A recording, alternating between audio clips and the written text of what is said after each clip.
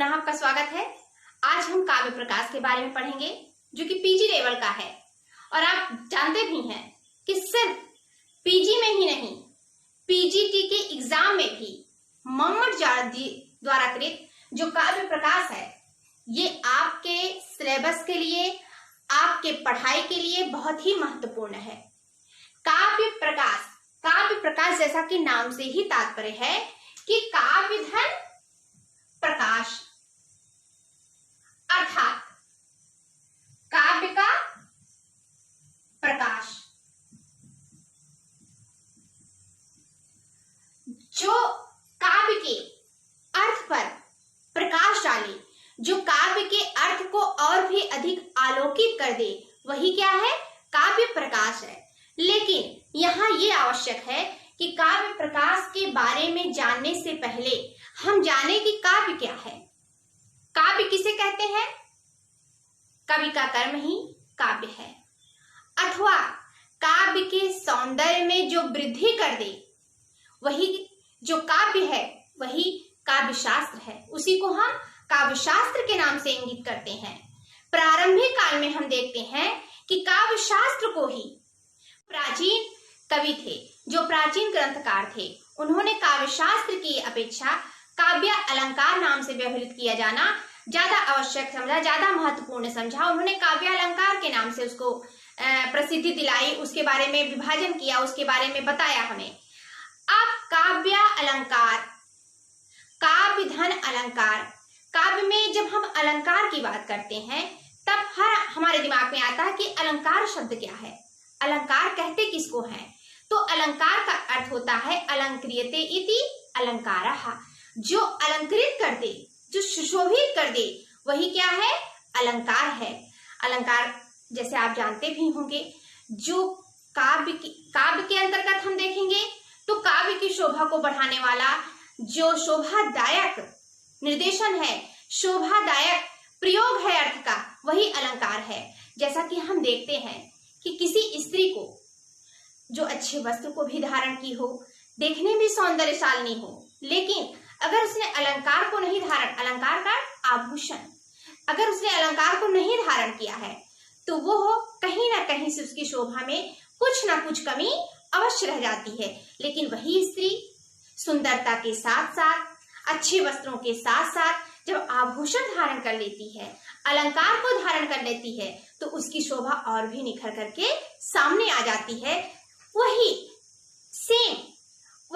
समान रूप से काव्य में भी प्रस्तुत किया जाता है कि काव्य में रस, गुण आदि के साथ जब हम अलंकार को बना देते हैं, अलंकार की प्रस्तुति करा देते हैं, तो उस काव्य की जो शोभा होती है वो और भी अधिक बढ़ जाती है। जैसे कि काव्य अलंकार में हम देखते हैं, अलंकार शब्द जो है यहाँ वामन ने भी कह दिया है। सबसे पहले देखते हैं तो काव्य की शोभा, काव्य की सुंदरता, काव्य के सौंदर्य को जो बढ़ा दे, वही काव्य है, वही अलंकार है काव्य में। लेकिन अलंकार को वामन ने यहाँ भी कह दिया है, सीधे सीधे उन्होंने कह दिया है वामन जी ने, सौंदर्य वर्धते इति अलंकारः, अर्थात जो सौंदर्य में वृद्धि कर दे, जो सौंदर्य को बढ़ा दे, वही क्या है? अलंकार है। तो उसी के साथ साथ अन्य कवियों ने भी यही माना है कि काव्य में जो काव्य की शोभा में वृद्धि कर दे, वही क्या है? अलंकार है। जैसे इसकी एक परिभाषा और देखते हैं, काव्य शोभाकरान धर्मान अलंकरान प्रचक्षते, अर्थात काव्य की शोभा को जो बढ़ा दे, उसका जो धर्म है, काव्य की शोभा को बढ़ाने का जो धर्म है, वो अलंकार के नाम से व्यवहृत किया जाता है, उसी को हम अलंकार के नाम से बताते हैं। तो इस प्रकार हम देखते हैं कि काव्य की सौंदर्य में, काव्य की शोभा में जो वृद्धि करे वही काव्य में प्रस्तुत होने वाला अलंकार है। अलंकृते इति अलंकारः, ये वामन ने भी मान लिया है, वामन के साथ जयदेव ने भी मान लिया है, जयदेव के साथ मम्मट जी, जिसका हम काव्य प्रकाश आज पढ़ेंगे, उन्होंने भी यही कहा है कि काव्य की शोभा में अलंकार का अति महत्वपूर्ण स्थान है। तो हम देखते हैं कि प्रारंभिक काल में, जो पहले प्राचीन काल में जो काव्य शास्त्र कहा जाता था, वही बाद में काव्य अलंकार कहा जाने लगा। भामा के द्वारा लिखित काव्य अलंकार तो मुख्य रूप से उनकी एक प्रमुख कारिका का नाम ही है, एक बहुत बड़े प्रमुख उनका ग्रंथ का नाम ही काव्य अलंकार है। अब हम आते हैं कि अलंकार शास्त्र का विभाजन कैसे हुआ है। अलंकार शास्त्र कितने भागों में विभाजित किया गया है, क्योंकि जब तक हम इसके बारे में नहीं जान लेंगे, हमें काव्य प्रकाश पढ़ने का कोई औचित्य समझ में नहीं आता है। क्योंकि किसी भी वस्तु के बारे में जानने से पहले हमें उसके अंदर गहराई तक जाना होता है, उस सब्जेक्ट, उस विषय की गहराई, उस तह तक पहुंचना होता है कि हम छोटी सी छोटी वस्तु को भी जान लें, उसके बारे में ज्ञान प्राप्त कर लें, जिससे उस विषय के बारे में हमें अधूरा ज्ञान प्रतीत न हो। तो फिर हम देखते हैं कि अलंकार शास्त्र का विभाजन, अलंकार शास्त्र का विभाजन 4 भागों में किया गया है, उसे 4 भागों में विभक्त किया गया है। पहला काल क्या है? प्रारंभिक काल। कौन सा काल? प्रारंभिक काल। प्रारंभिक काल जो है वो अज्ञात काल से भामा तक है। अज्ञात काल से क्या तात्पर्य है? कि जिसके बारे में अभी भी हमें पता नहीं चल पाया है। हर कुछ ऐसे क्वेश्चन होते हैं, कुछ ऐसे प्रश्न होते हैं कि जिनका आज तक आंसर हमें नहीं मिलता। जैसे लोग कहते हैं कि आत्मा क्या है, स्वप्न क्या है। हम न स्वप्न के बारे में व्याख्या कर पाते हैं, न हम आत्मा की व्याख्या सबने करने की कोशिश की है, लेकिन आज भी उस क्वेश्चन का सही आंसर हमें नहीं मिल पाता। हम उसी में घूम करके फिर उसी जगह आकर के स्थित हो जाते हैं, उसी केंद्र बिंदु में आकर स्थित हो जाते हैं। हमें इसका कोई उत्तर हमें प्राप्त कभी भी नहीं होता। ठीक वही परिस्थिति यहाँ भी है कि प्रारंभिक काल से अज्ञात काल से लेकर के भामा तक का काल है। भामा का काल तो हमें पता है, लेकिन भामा के पहले क्या था इसके बारे में हमें पता नहीं है कि उस काल में अलंकार को क्या कहा जाता था, अलंकार के बारे में क्या प्रक्रिया है, इसके बारे में हमें कुछ नहीं पता है। तो हमने उसको क्या नाम दे दिया? अज्ञात काल नाम दे दिया। तो वो हो गया अज्ञात काल से लेकर के भामा तक का काल। फिर हम दूसरे भाग में आते हैं, उसके दूसरे विभाजन में आते हैं, जो कि रचनात्मक काल के नाम से प्रसिद्ध है। किस नाम से प्रसिद्ध है? रचनात्मक। रचनात्मक का अर्थ है उस काल में रचनात्मक यानी कि ग्रंथ को लिखने की जो प्रक्रिया थी, उसके बारे में परिभाषित करने की जो प्रक्रिया थी, वो अपनी चरम वृद्धि पर थी। उसको बहुत ही अच्छी तरह से उस काल में विश्लेषित किया गया। उस रचनात्मक काल में हम देखते हैं कि भामा से लेकर के आनंदवर्धन तक जी आते हैं, जिनका काल जो है 600 से 800 विक्रम तक माना जाता है। 600 से 800 विक्रम काल तक माना जाता है। फिर हम आ जाते हैं उसके तीसरे भाग की तरफ, तीसरे विभाजन की तरफ आते हैं, जो निर्णयात्मक काल की तरफ हमें इशारा करता है, निर्णयात्मक काल की तरफ बताता है। आनंदवर्धन से लेकर के मम्मट तक, वो काल आनंदवर्धन जी से लेकर के, तो आनंदवर्धन जी ध्वनि संप्रदाय के थे, आनंदवर्धन से लेकर मम्मट तक, और ये 800 से 1000 विक्रम तक माना जाता है। पुनः चौथा जो है आपका व्याख्या काल है। व्याख्या काल में मम्मट से लेकर विश्वेश्वर पंडित तक का काल आता है, जो कि 1000 से लेकर के 1750 ईस्वी तक माना जाता है। 1000 से लेकर के 1750 ईस्वी तक उसका काल माना जाता था। इन सभी कालों में अलंकार को अच्छी तरह, अलंकार शास्त्र को बहुत ही महत्वपूर्ण ढंग से परिभाषित किया गया, उसके अर्थ को बताया गया। ये कहा गया कि गुण, रस ये बहुत आवश्यक है काव्य के लिए, रीति बहुत आवश्यक है काव्य के लिए, लेकिन साथ ही साथ हमें यह भी बताया गया कि अलंकार का भी महत्वपूर्ण स्थान है। ऐसा नहीं है, मम्मट जी ने भी कहा है कि कहीं ना कहीं अलंकार तद दोषो सगुणा वर्णकृति पुनः क्वापि, अर्थात ऐसा नहीं है दोष से रहित हो। और कहीं कहीं अलंकार विहीन काव्य भी काव्य माना जाता है, ये सही है। लेकिन ये भी सत्य है कि बिना अलंकार के काव्य की शोभा में वृद्धि नहीं होती है। तो अलंकार शास्त्र भी अपने में एक महत्वपूर्ण स्थान रखता है। और उस अलंकार शास्त्र को बिना समझे अगर हम आगे बढ़ते हैं तो हमें कहीं से भी काव्य की परिभाषा का पूर्ण रूपेण ज्ञान प्राप्त नहीं होगा। तो हमने देखा कि काव्य किसे कहते हैं, काव्य में अलंकार की क्या भूमिका है, अलंकार शास्त्र कितने भागों में है, कितने भागों में है अलंकार शास्त्र, 4 भागों में। प्रारंभिक काल, रचनात्मक काल, निर्णयात्मक काल, पुनः व्याख्या काल उसका। फिर हम आ जाते हैं कि साहित्य शास्त्र में संप्रदाय कितने हैं। ये इसी अलंकार शास्त्र से जुड़ा हुआ है। ऐसा नहीं है कि ये जो संप्रदाय है इस अलंकार शास्त्र से अलग है, नहीं। ये अलंकार शास्त्र भी ये साहित्य शास्त्र का ये संप्रदाय उसी में मिला हुआ है। हम देखेंगे कि इस साहित्य शास्त्र में जो संप्रदाय हैं वो कितने प्रकार के हैं, 5 प्रकार के हैं। पहला है आपका रस संप्रदाय। पहला क्या है, रस संप्रदाय, जो कि भरत मुनि इसके प्रवर्तक थे। उन्होंने इसका परिवर्तन किया। उन्होंने रस के बारे में बहुत अच्छी तरह से बताया। उन्होंने बताया विभावानुभाव व्यभिचारी संयोगदार रस निष्पत्ति, अर्थात विभाव अनुभाव व्यभिचारी भाव के संयोग से रस की जो निष्पत्ति होती है वही रस होता है। वही रस काव्य में एक अलौकिक आनंद की प्रतीत कराता है बिना रस के। और हम देखते भी हैं, हम इसको कहीं से भी इनकार नहीं कर सकते हैं कि रस हमारे लिए महत्वपूर्ण नहीं है, क्योंकि रस शास्त्र में और भी अधिक आनंद की पराकाष्ठा तक हमें पहुंचा देता है। नाट्य शास्त्र में 8 ही रस माने गए हैं मुख्य रूप से।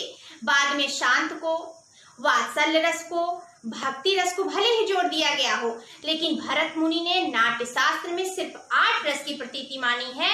चाहे वो श्रृंगार हो, चाहे वीर हो, चाहे करुण हो, चाहे वो हास्य रस हो, चाहे रौद्र रस हो। कहने का तात्पर्य कि उन्होंने सिर्फ 8 रस की प्रतीति कराई है और कहा विभावानुभाव व्यभिचारी संयोगाद्र निष्पत्ति, अर्थात विभाव अनुभाव व्यभिचारी भाव के संयोग से जो उत्पत्ति होती है वही रस है।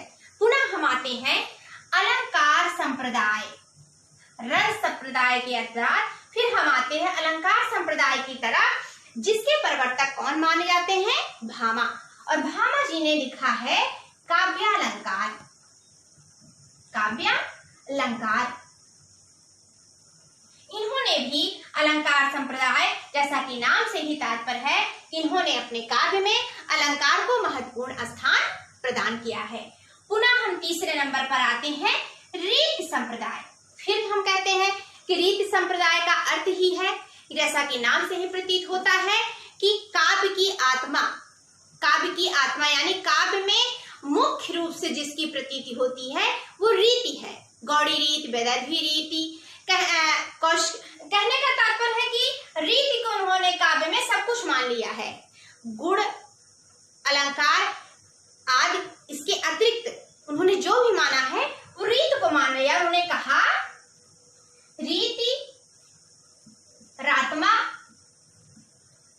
काव्य है, अर्थात रीति काव्य की आत्मा मानी जाती है। रीति आत्मा काव्य है, यानी कि काव्य की आत्मा क्या है, रीति है। पुनः हम देखते हैं वक्रोक्ति संप्रदाय। वक्रोक्ति फिर तात्पर्य है वक्र उक्ति।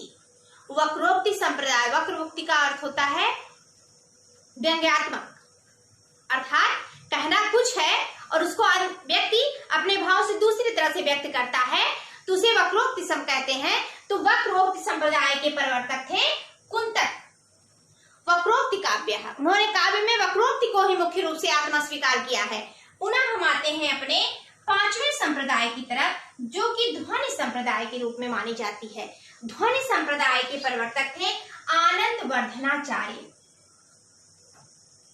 उन्होंने कहा है कि काव्य की जो आत्मा है वो ध्वनि है। ध्वनि है काव्यस्य आत्मा। ध्वनि ही क्या है? काव्य की आत्मा है। अर्थात काव्य में अलंकार, रीत, गुण, रस आदि के साथ साथ अगर सबसे मुख्य रूप से कुछ है तो वो क्या है? ध्वनि माना जाता है। इस प्रकार हम देखते हैं कि साहित्य शास्त्र में पहले अलंकार शास्त्र हुआ, अलंकार शास्त्र के 4 विभाजन हुए, पुनः उसी अलंकार शास्त्र से साहित्य शास्त्र में 5 संप्रदाय हुए। उसमें हम पहला रस संप्रदाय देखते हैं जो भी भरत मुनि ने कहा। दूसरा हम देखते हैं कि अलंकार संप्रदाय है जो भामा है। तीसरे है रीति संप्रदाय जो कि वामन ने है। फिर चौथे है वक्रोक्त संप्रदाय जिसे कुंतक जी ने प्रभावित किया है। पांचवा है ध्वनि संप्रदाय जिसे आनंदवर्धनाचार्य जी ने किया है। इतना समझने के बाद अब हम आते हैं पुनः अपने काव्य प्रकाश की तरफ कि यह काव्य प्रकाश क्या है जिसके बारे में आज हमें अध्ययन करना है। यह काव्य प्रकाश, इस काव्य प्रकाश की रचना किसने की है? मम्मट जी ने। कहा जाता है कि अब हम यहां देखेंगे दंडी, राजशेखर, भामा, अगर हम इनको छोड़ देते हैं तो अधिकतर काव्य के जो मर्मज्ञ के कवि हैं वो कश्मीर के ही निवासी माने जाते हैं। वहां का परिवेश ऐसा था जो काव्य की रस में, काव्य की परिभाषा में वृद्धि करने वाला था। तो कश्मीर निवासी, तो जैसा कि नाम से ही प्रतीत होता है कि मम्मट जी कहाँ के निवासी थे? कश्मीर के। और कहा यह भी जाता है कि मम्मट जी नैषधीय चरितम के रचयिता श्री हर्ष के मामा थे। लेकिन इसके बारे में भी बहुत कुछ नहीं होता। कहीं कहीं ये भी कहा जाता है कि मम्मट बाणभट्ट के भी रिश्तेदार लगते थे। बाणभट्ट के साले थे, अर्थात उनकी पत्नी के भाई थे। लेकिन हमने पहले भी बताया था, पूर्व में भी बताया था कि हमारे प्राचीन कवियों ने, ग्रंथकारों ने कहीं भी अपना पूर्ण रूपेण परिचय नहीं दिया है। तो यहाँ भी हमारा ये तो मत कन्फर्म है, ये तो हम महत्वपूर्ण रूप से कह सकते हैं कि ये कश्मीर के निवासी थे। लेकिन ये और क्या थे, ये बहुत कहीं से सामग्री हमें उपलब्ध नहीं है। फिर भी ये माना जाता है कि ये जय्यद के पुत्र थे और इनके 2 भाई भी थे। मम्मट ने जो काव्य प्रकाश की रचना की है, इसमें इन्होंने काव्य की परिभाषा, काव्य के हेतु, काव्य के स्वरूप, हर तरह से उसको परिभाषित किया है, उसके बारे में हमको बताया है। द्योताकार मम्मट के बारे में एक चीज और भी कहा जा सकता है कि इन्होंने अपने काव्य में किसी कवि के बारे में, किसी भी विषय के बारे में अपने ज्ञान को अधूरा नहीं छोड़ा है। उन्होंने छोटी से छोटी विषय वस्तु को चुन करके बड़ी से बड़ी विषय वस्तु के बारे में रचना की है। उसके बारे में अच्छी तरह से हमें बताया भी है। और कहा भी जाता है, अगर इनके भाइयों की बात ली जाए तो ये भी कहा जाता है कि मम्मट जी के कैयट और अव्वट 2 भाई भी थे। लेकिन उनके बारे में बहुत ज्यादा हमें कहीं से भी उनके पता नहीं चलता। उनके ज्ञान की वृद्धि के बारे में हमें नहीं पता चलता। उन्होंने किस प्रकार की रचनाएं की हैं उसके बारे में भी बहुत जानकारी प्राप्त नहीं है। लेकिन ये कहा जाता है कि मम्मट जी ने अकेले काव्य प्रकाश की रचना नहीं की है। उनके साथ कोई ना कोई अवश्य था जिसने काव्य को कहा, कुछ लोग कहते हैं कि अल्लट जी, इन्होंने काव्य प्रकाश को पूर्ण किया है। और अगर हम काव्य प्रकाश का शुरू से लेकर के अंत तक अध्ययन भी करते हैं तो हमें अपने आप ही पूर्णता प्रतीत हो जाता है कि काव्य प्रकाश जैसी रचना किसी एक अकेले ग्रंथकार के बस की बात नहीं है। अर्थात कहीं ना कहीं से काव्य प्रकाश 2 कवियों की रचनात्मक मिलीजुली या रचना के रूप में मिलीजुली जो एक प्रकार की परिभाषित पूरी ग्रंथ है वो हमारे सामने प्रस्तुत की गई है। उसमें 2 कवियों का उल्लेख किया गया है, मम्मट जी और अल्लट जी। तो आज काव्य प्रकाश के बारे में, उसकी भूमिका के बारे में इतना जानने के बाद हम आगे पुनः अगले वीडियो में इसके बारे में और आगे जानेंगे।